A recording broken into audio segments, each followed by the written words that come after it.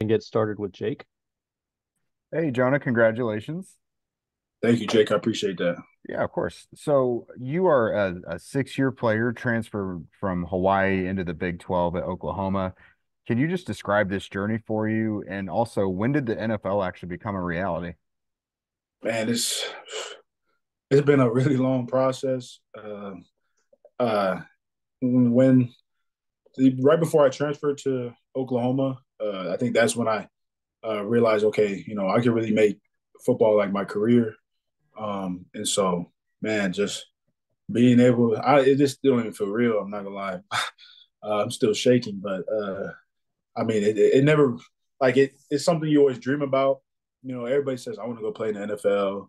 I know I want to do this, that, and being one of the guys that actually gets to do it is just crazy. I mean, so I'm just very overwhelmed right now. Understandable. We'll go to James. Jonah, congrats. What kept you going when maybe you didn't see this right in front of you? Like obviously when you get to this point in your career, you can work hard and try to, chase a late draft pick, whatever the case may be. But what kept you going when you were, switching schools, going far away from home, like those types of things, and ultimately ending up here? What kept me going was when I was younger, I got my work ethic from my mom. There was a point where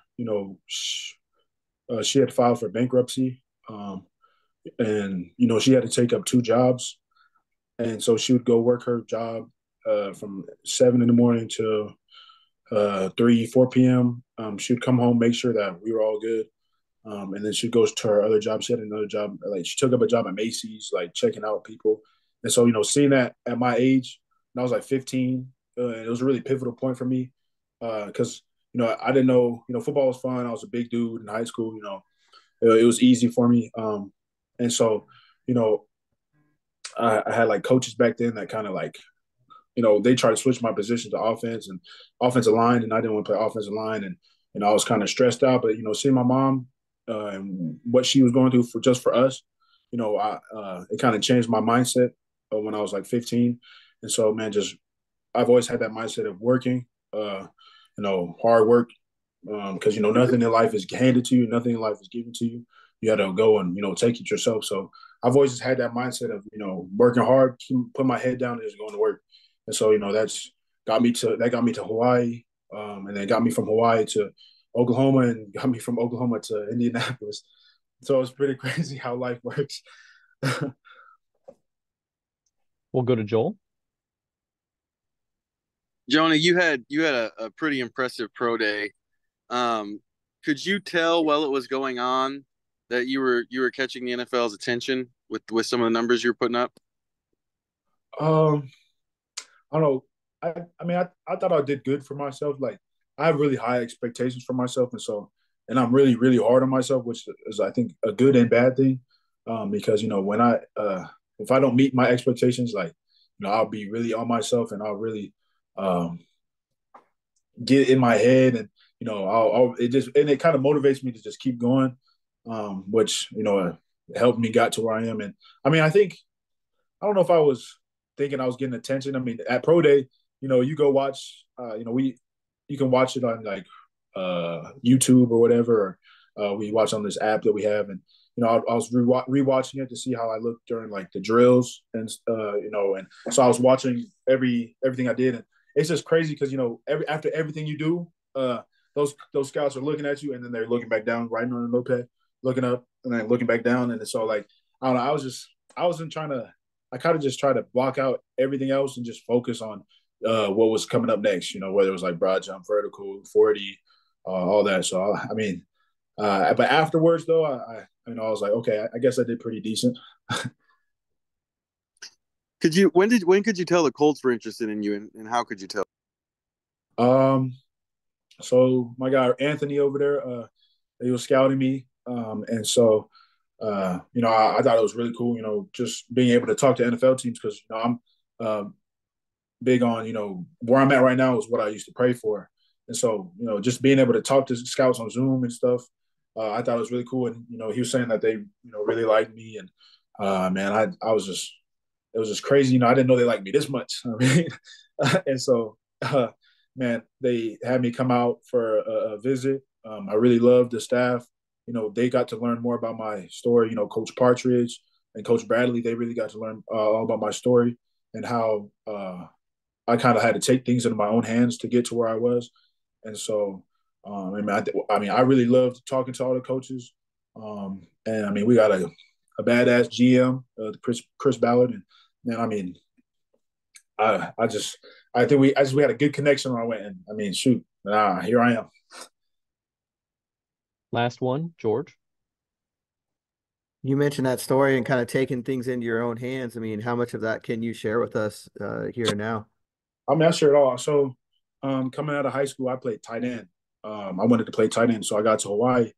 Had a really my whole world flipped upside down. I went from playing tight end to playing defensive end, and I wasn't playing like just your edge defensive end. I was playing like a 3-down defensive end kind of, and so I would be in a 4-eye 5 technique. And so going from tight end, where I'm trying to catch balls and run routes, and I'm blocking like safeties and linebackers and stuff like that.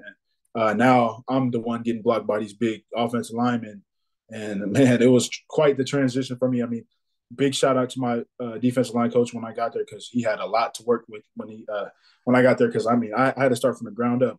I had no technique, no fundamental. I didn't have any prior knowledge of playing defensive line. I mean, I played in high school, but no, in high school, everybody plays both sides, and in high school I was a big body, so they just let me do whatever I wanted. Like they'd throw me in, they'd be like, "Jonah, go play nose." I'm like, "Yes, sir." And so I mean, I'm sorry, I'm getting the yapping. I mean, this is it's kind of quite the story, but so went to Hawaii.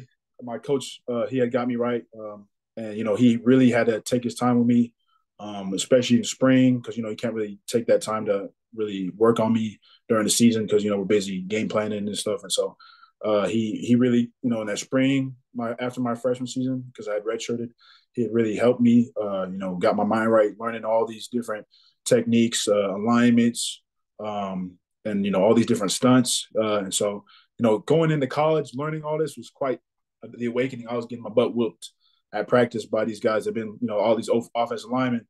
And what's really helped me though, because you got to go through stuff to learn, and so I was going through it for sure, getting my butt whooped, thrown around inside. And so that second year with them, I got way better than I was. I mean, still had a lot of things to work on. Still had to get better with my fundamentals and technique for sure. But I was getting the knowledge down as far as how offenses operate, how offensive line will try to manipulate you or block you, and trench warfare. I had to learn all of that. And so sadly they left that year after that. And so that staff went to a different school. And so I had got new coaches, and their system was like a 3-down front. We was kind of like just 2-gapping, doing whatever we wanted. And so I wasn't really as a defensive lineman, I wasn't getting better just because I wasn't under a system where it required me to have really strict technique and fundamentals. I was kind of just watching my Hawaii tape. You see, I was just doing whatever. And so, I wanted to get better as a defensive lineman, because, I had just been playing defensive line for 2 years. And so I'm playing in college. And so it was crazy. 2 seasons that I was with that new coaching staff. And, I just felt like I wasn't getting better as a defensive lineman. And so, I kind of, fought myself with it, entering the portal or not.